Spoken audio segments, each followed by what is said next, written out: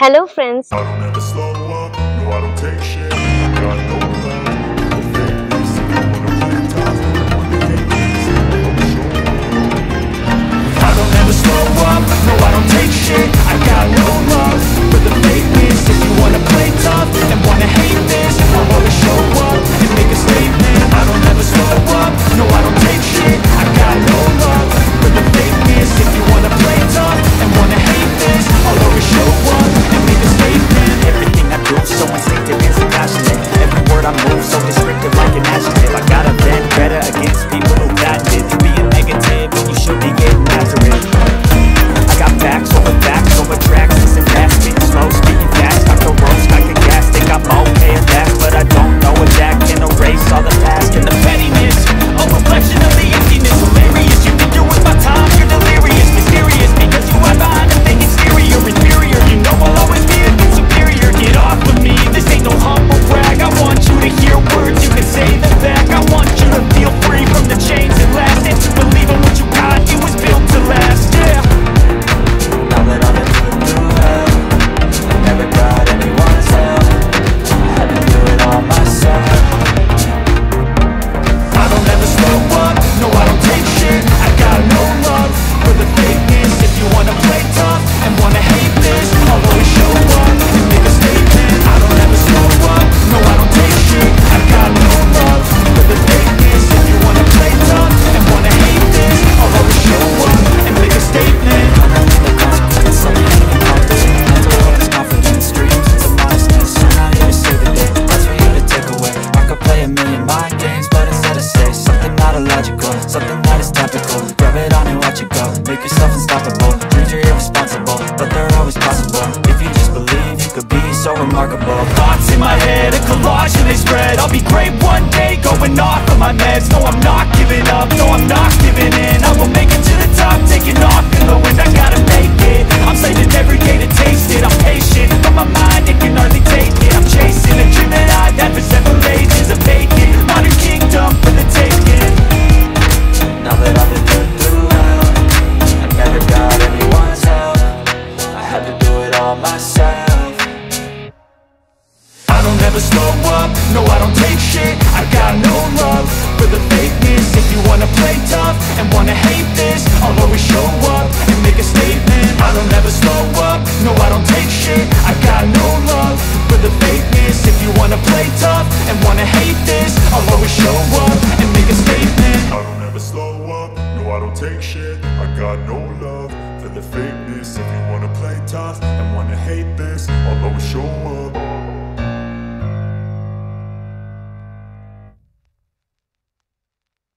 हैं और आप H4 वीज़ा अकेले देने जा रहे हैं, तो उस टाइम पे आपको क्या-क्या डॉक्यूमेंट्स चाहिए, और जब आप फैमिली के साथ जाते हैं तब आपको क्या-क्या चाहिए, हम ये दोनों चीज़ ही आपके साथ शेयर करेंगे। हाँ। क्योंकि हम दोनों साथ में गए थे, बट बहुत लोगों का ऐसा होता है कि सेपरेट वाइफ, जाते हैं। हाँ, हाँ, तो वही है कि जब आप अलग-अलग जाते हैं तो जो भी स्पाउस है उसका डिटेल्स H4 मांगते हैं। डिपेंडेंट जो है, H4 हाँ। डिपेंडेंट जो है वो H1 का डिटेल्स मांगते हैं। तो देखिए सबसे इम्पोर्टेंट जो है, मैं डॉक्यूमेंट स्टार्ट करता हूँ, चाहे आप अकेले जाओ चाहे साथ में जाओ, उसके लिए कुछ मेन जो डॉक्यूमेंट्स हैं वो मैं बताता हूँ। जैसे आशीष ने सारी चीज़ें ना नोट डाउन करके रखी थी डायरी में, तो आपके लिए एक इम्पॉर्टेंट टिप ये है कि आपको जो डॉक्यूमेंट्स चाहिए, जो भी चीज़ें चाहिए, आप उसको नोट डाउन ज़रूर कर ले, जिससे आपको बाद में कोई भी हौच पौच या कन्फ्यूजन ना हो। नोट डाउन रहेगा कहीं पर तो आपके लिए काफ़ी ईजी होगा। यस, बिल्कुल सही बात है। तो डॉक्यूमेंट्स के लिए देखिए एक चेकलिस्ट बना लेना ज़रूरी है, और जो भी डॉक्यूमेंट्स मैं बोल रहा हूँ वो सारे लगभग ओरिजिनल हो। तो सबसे पहले तो डॉक्यूमेंट्स के लिए सबसे इम्पोर्टेंट जो है, जो आप जिससे अपॉइंटमेंट बुक करते हो, जो है वो है DS 160। राइट, उसके 2 फॉर्म होते हैं। एप्लीकेशन पेज होता है, वो बहुत लंबा होता है, 5-6 पेज का होता है, करेक्ट। और एक होता है उसका कंफर्मेशन पेज। तो आपको कंफर्मेशन पेज अपने मेन फोल्डर में रखना है, जो आपको कॉन्सुलेट को उस समय दिखाना है। सबसे ऊपर आपको उसी को रखना है, कॉन्सुलेट को दिखाने के लिए, DS 160 का कंफर्मेशन पेज, ठीक है। और आप उसके जो 6 पेज हैं उसको भी बैकअप के लिए दूसरी जगह रख सकते हो, बट मेन जो फोल्डर उसमें ये रखना है। एक तो हो गया आपका DS 160 जो सबसे इम्पोर्टेंट है। सेकेंड इम्पोर्टेंट चीज़ I-797 डॉक्यूमेंट। जब आपका वीज़ा अप्रूवल होता है तो वो आपका एम्प्लॉयर आपके लिए I-797 उसको उसी के एड्रेस पे उसको आ जाता है, तो वो आपको या तो ईमेल पे सॉफ्ट कॉपी भेज देगा, कुछ एम्प्लॉयर उसको ओरिजिनल फॉर्म में आपको आपके घर पे फेडेक्स कर देते हैं, तो वो भी बहुत इम्पोर्टेंट है। वो सारे ओरिजिनल आपके पास होने ओरिजिनल चाहिए। है, हाँ। उसमें एक ये है कि अगर आप स्कैन कॉपी अगर हो स्कैन कॉपी है तो भी चल तो जाता भी है। चलेगा। ओके। हाँ, काउंसलेट कुछ ने कभी मैंने किसी को सुना नहीं कि हाँ किसी को ऑब्जेक्शन किया हो कि where is your original one. तो आपका I-797 अनकन्फर्मेशन पेज ये बहुत बहुत इम्पोर्टेंट है। थर्ड है वीज़ा अपॉइंटमेंट लेटर। जब आप वीज़ा अपॉइंटमेंट बुक करते हो तो उसका एक अपॉइंटमेंट जनरेट हो जाता है जिसमें टाइम लिखे होते हैं, एग्जैक्ट लोकेशन लिखा होता है, नेम लिखा होता है। राइट। अच्छा, वीज़ा भी आपको 2 दिन जाना होता है। फर्स्ट डे जो आपको जाना होता है दैट इज़ बायोमेट्रिक्स। वो दिन आपको ज़्यादा टाइम नहीं लगेगा, वो सिर्फ आपका डॉक्यूमेंट्स थोड़ा बहुत चेक करेंगे और DS-160 फॉर्म चेक करेंगे। बेसिकली आपका जो भी इंफॉर्मेशन आपने उस लेटर में दिया है वो सब सही है कि नहीं, आपकी नेम की स्पेलिंग, फिर आपका वो आईज टेस्ट होगा, फिंगरप्रिंट, ये सारी चीज़ें होंगी। तो हस्बैंड और वाइफ का मतलब H1B और H4 का होगा, लेकिन अगर आपके बच्चे हैं, छोटे हैं, 18 ईयर्स से कम है, तो उनका नहीं होता है। उस केस में आप पे तो वहाँ पे जाके आपकी फ़ोटो भी क्लिक होगी, बट अगर आपके बच्चे छोटे हैं तो ये प्रेफर किया जाता है कि आप घर से ही फ़ोटो लेकर जाइए और पासपोर्ट साइज़ फ़ोटो 2x2 की, बैकग्राउंड शुड बी वाइट।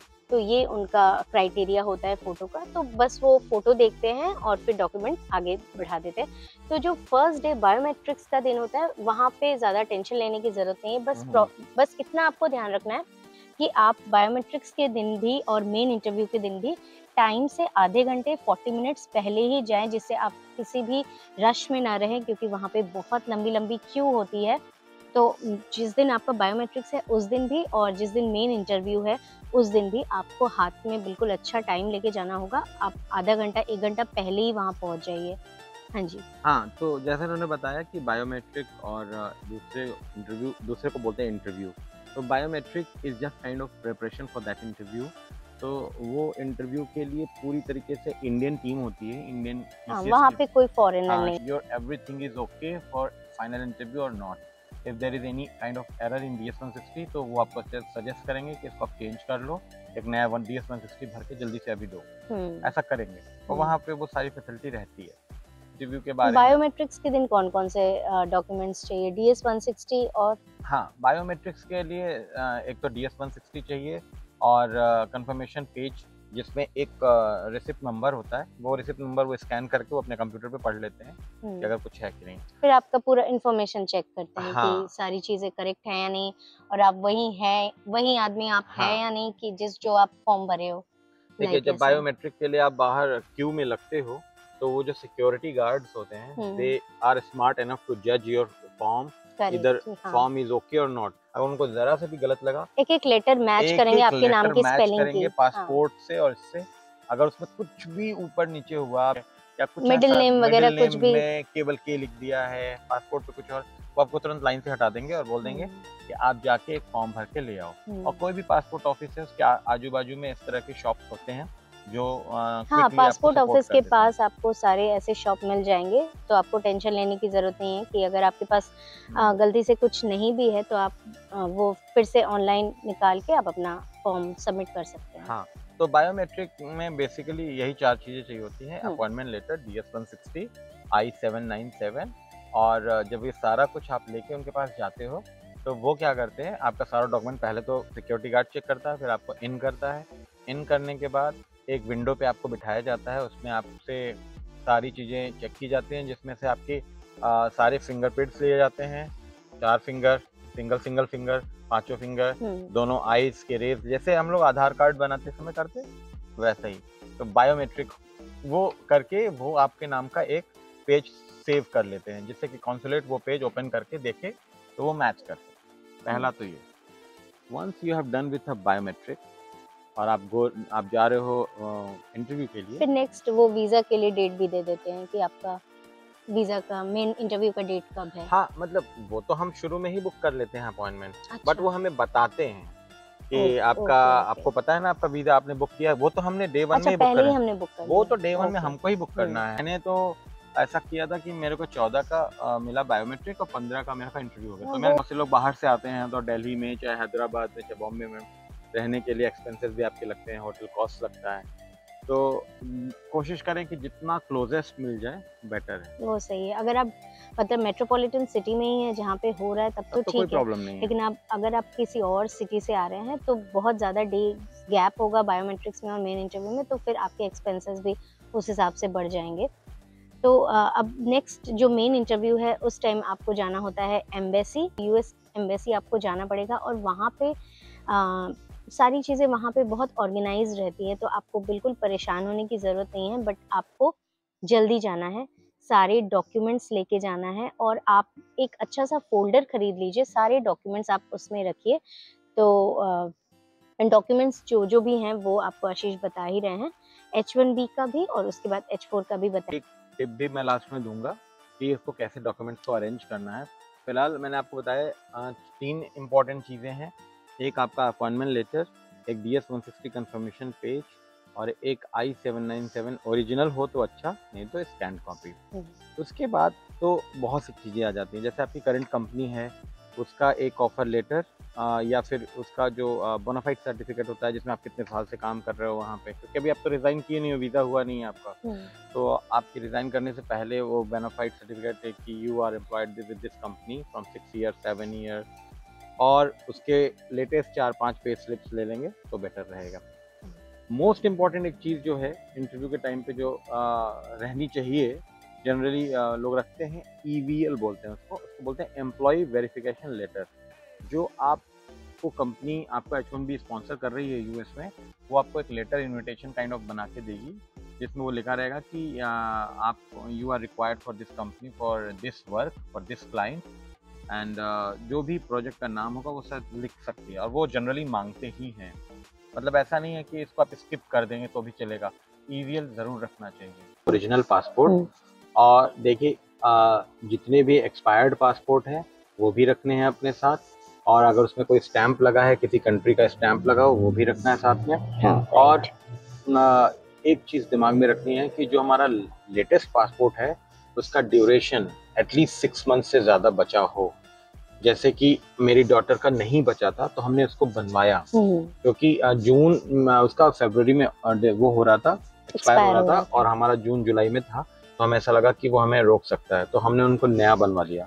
तो आपको ये चीज़ जरूर रखनी है कि जो भी लेटेस्ट पासपोर्ट हो, चाहे वो एक हो, पूरी लाइफ में 2 बना हो, 3 बना हो, सारे पासपोर्ट आप रख लीजिए, और जो लेटेस्ट पासपोर्ट है वो 6 महीने का ड्यूरेशन। प्लस आपको एक ओरिजिनल जितने भी आपकी डिग्रीज हैं वो बहुत इम्पोर्टेंट, सारे एजुकेशनल सर्टिफिकेट ओरिजिनल फॉर्म में आप रख सकते हैं। इसके अलावा एक तो लोग बोलते हैं आपका बैंकिंग डिटेल्स होना चाहिए, तो मैंने भी अपने लास्ट के 6 महीने का स्टेटमेंट निकाल लिया था, वो आप रख सकते हैं।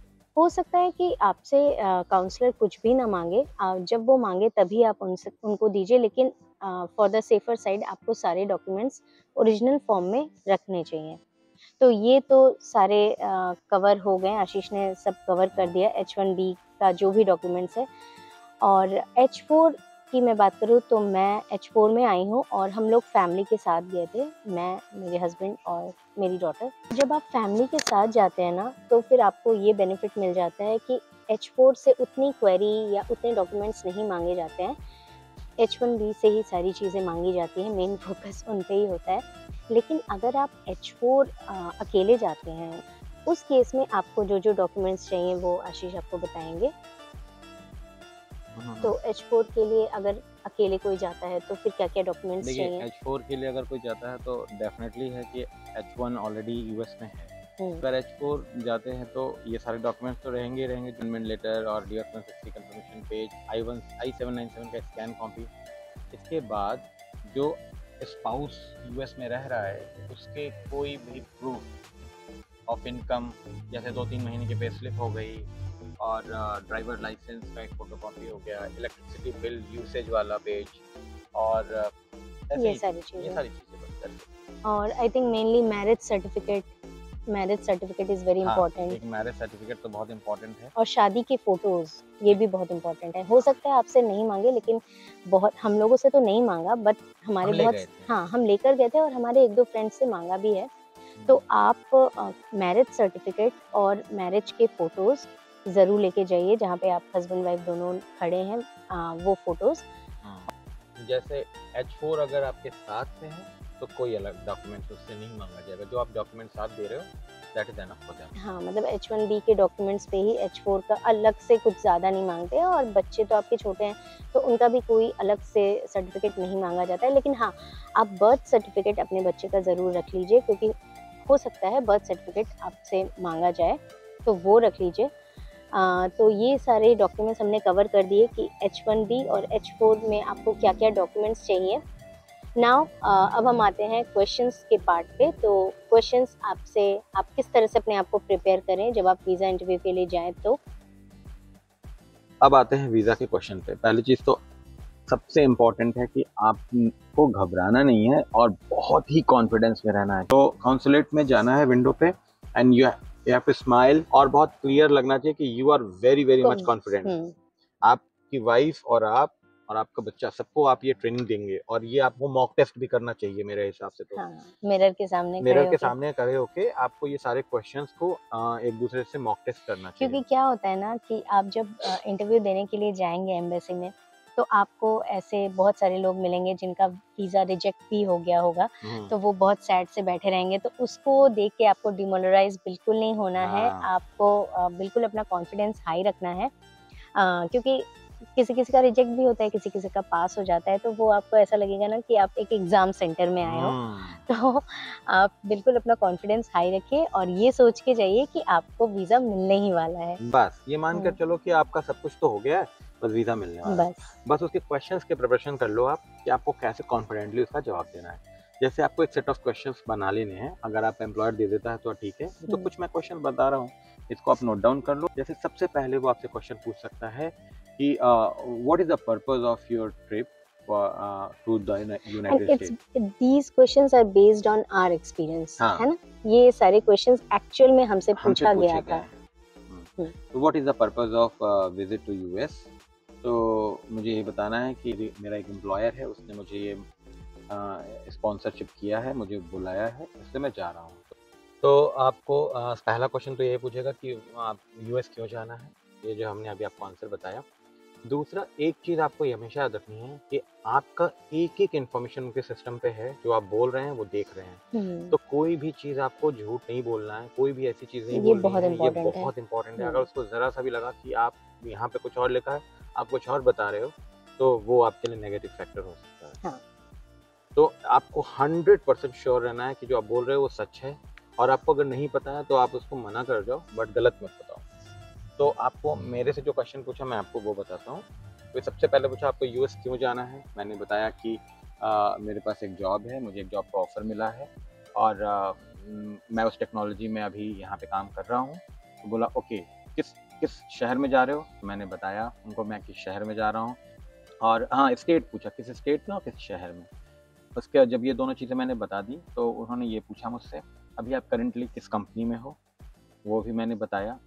उसके बाद फिर थर्ड क्वेश्चन उसने मुझसे पूछा कि आपकी सैलरी कितनी है जो आपको न्यू कंपनी ऑफ़र कर रही है। तो उसको मैंने वो बताया सैलरी। वो ये जानना चाहते हैं कि आप मिनिमम वेज जो आपको मिलना चाहिए उससे ऊपर है ना, ऐसा तो नहीं उससे कम मिल रहा है।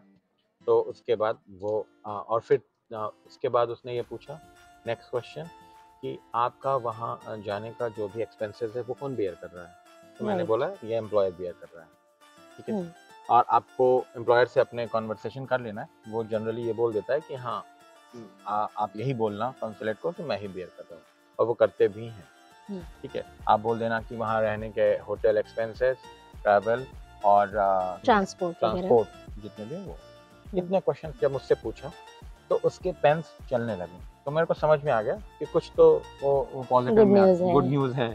क्योंकि उसने मेरा जब करंट कंपनी पूछा, मैंने उसको बताया कि मैं उसमें 6 ईयर से काम कर रहा हूँ, और मेरे पास तो उसके डॉक्यूमेंट भी थे, बट उससे मांगा नहीं, तो मैंने कुछ दिया भी नहीं। अपनी तरफ से डॉक्यूमेंट आपको देना नहीं है, दैट इज वेरी इंपॉर्टेंट। हाँ, मतलब very जब वो important। मांगे तभी आप आपको- दीजिए, आपके पास सब होना चाहिए, बट वो मांगेंगे तभी आपको देना है। आपको कुछ भी पूछे तो आप स्माइल। और एक और प्रॉब्लम होती है जनरली जो फर्स्ट वीज़ा इंटरव्यू में जाते हैं कि उनकी जो लैंग्वेज है कई बार आप तक नहीं पहुंचते, वो माइक से बोलते हैं, तो आपको उसको रिक्वेस्ट मोड में पूछ लेना है दोबारा से। ऐसा नहीं है कि आप कुछ समझ ही नहीं पा रहे हो। एक्सेंट की प्रॉब्लम हो सकती हो है सकती बिकॉज है। हमारे लिए बिल्कुल नया है। हाँ। और वहाँ पे एम्बेसी में जो लोग होते हैं वो प्रॉपर यूएस के ही लोग होते हैं, तो हो सकता है कभी कभी आपको एक्सेंट में परेशानी हो, जो कि मोस्टली हो जाती है। तो आप उनसे रिक्वेस्ट करके पूछ सकते हैं कि मुझे आपका क्वेश्चन समझ में नहीं आया, आप प्लीज़ फिर से बताइए। एग्जैक्टली। हाँ। तो फिर उन्होंने मुझे बोला कि मैं आपकी वाइफ से बात करना चाहता हूँ। मैंने कहा यस श्योर। तो उन्होंने मेरी वाइफ से क्वेश्चन पूछा, इनसे पूछा। मुझे ये फ़ायदा बताएंगे? ये हाँ, मुझे फ़ायदा ये हुआ कि मैं H1B के साथ डिपेंडेंट वीज़ा पे गई थी, तो मुझसे ज़्यादा क्वेश्चन नहीं पूछा, मुझसे बस पूछा कि what is the duration of your marriage, आप कितना लंबा आपका मतलब कितने साल हो गए आपकी शादी को, तो बस मैंने वो बता दिया। और इसके अलावा मुझसे मेरा नाम पूछा, दैट्स इट, और मुझसे कुछ ज़्यादा नहीं पूछा। ज़्यादा नहीं पूछा, हाँ, सिर्फ 2 क्वेश्चंस पूछे। 2 ही क्वेश्चन पूछे कि Third? आपका ड्यूरेशन क्या था। हाँ, मेरी डॉटर बहुत थर्ड, हाँ वही मैं हाँ। बताना चाह रहा हूँ। थर्ड मेरे किड पे आया वो, तो उनको ये भी वैसे तो वो स्टार्ट कर चुके थे प्रोसीजर, लेकिन उन्होंने किड से पूछा कि how are you, so what is your name. उसने नाम बताया। बोला are you excited to going US school, American हाँ। स्कूल। उससे मेरी डॉटर से बस इतना पूछा कि are you excited to go to America and learning in America school, so she replied yeah I am so excited. तो बस तभी हमारे पासपोर्ट ले लिए। नहीं, उसके बाद उन्होंने मुझे कुछ बोला नहीं, फिर वो अच्छा। अपना काम करते हाँ। रहे। फिर मैंने भी इन लोगों को ऐसी ट्रेनिंग दी थी कि आप लोगों को घबराना नहीं है विंडो पे, क्योंकि वो विंडो ऐसा होता है कि लगता है यस और नो, पास फेल जैसा माहौल लगता है। करेक्ट। तो हम स्माइल कर रहे थे आपस में। फिर उन्होंने हमसे शुरू किया वही फिंगरप्रिंट्स फिर से लेना शुरू किया, तो हम समझ गए कि अगर ये That सब कर रहे means हैं you कि are कुछ तो set. पॉजिटिव है। उसके बाद they have told us 3 golden word, your visa has been approved. जैसे ही हमें बोला हमारे अंदर तो खुश हो गए हम, बट हमने उसको जाहिर नहीं किया। उसके बाद उन्होंने बोला कि I am keeping your passport, जो आपको 5-6 दिन में कोरियर से आ जाएगा। कोरियर से मिल जाएगा, या फिर जो भी आपने मोड ऑफ रिसीव किया होगा वो सेम। तो मैंने बोला कि वी आर गुड। तो बोला yes you are good to go, thank you so much. So ये सारी चीज़ें हमने कवर कर ली, H1B के डॉक्यूमेंट्स, H4 के documents and H1B visa questions, H4 visa questions. अब आते हैं H4 वीज़ा क्वेश्चंस। जब आप सेपरेटली H1B के बिना आप जब जाते हैं वीज़ा के लिए, तब आपसे क्या क्या सेट ऑफ क्वेश्चंस पूछ सकते हैं। तो सबसे पहले तो हो सकता है आपसे आपका नाम पूछे, और जैसा कि आशीष ने बताया कि जो भी H1B रह रहे हैं यूएस में, उसके बारे में सारी डिटेल्स, वो किस कंपनी में है, क्या सैलरी है, कहाँ रह रहे हैं, कौन सी सिटी में है, ये सारी डिटेल्स आपको बिल्कुल पता होने चाहिए। और आपको बहुत ही स्ट्रांगली, बहुत ही स्मार्टली इन सब का जवाब देना है। और आपको अपने साथ अपने मैरिज सर्टिफिकेट ज़रूर रखना है। मतलब कभी ऐसा भी होता है ना कि रिचुअल्स जो होता है शादी का वो अलग हो, और जो मैरिज सर्टिफिकेट है वो अलग हो, उस पर डेट अलग हो। तो आपको उनको अगर वो डेट पूछते हैं तो आपको मैरिज सर्टिफिकेट वाला डेट ही बताना है, जब आपके रिचुअल्स हुए थे वो नहीं बताना। तो ये थोड़ा कंफ्यूजिंग है, तो ये आप बिल्कुल प्रिपेयर रहना कि जो मैरिज सर्टिफिकेट पे डेट है आपको वहीं बताना है। दूसरा ये चीज़ हो सकता है आपसे आपकी फ़ोटो, शादी की फ़ोटो मांगे, जिसमें आपके फैमिली के कुछ हों और हस्बैंड के फैमिली के कुछ मेंबर्स हों। तो ये सारी चीज़ें, मतलब पासपोर्ट जैसे ही लेंगे इट मीन्स कि आपका हो गया है सिलेक्शन, और now you are finally good to go to US for new life, for new excitement. So बस ये था हमारा आज का वीडियो। आई होप आपको हमारे इस वीडियो से आपको बहुत ज़्यादा इन्फॉर्मेशन मिली होगी, और जो भी H1B पे या H4 पे आना चाहता है उसके लिए ये वीडियो बहुत हेल्पफुल होगी। और आप लोग भी कॉन्फिडेंस है वो बिल्कुल हाई रखिए, और ये सोच के अपना वीज़ा इंटरव्यू में जाइए कि आपका होना ही होना है। तो thank you so much for watching this video and all the best. All the best. Be confident. और हमेशा ही ये लाइफ में कहीं भी आप जाओ, अगर आप कॉन्फिडेंट हो तो आपकी चीज़ें बिगड़ते हुए भी बन जाती हैं। एग्जैक्टली। तो कॉन्फिडेंस रखना है। Okay, bye bye Bye-bye. And take care.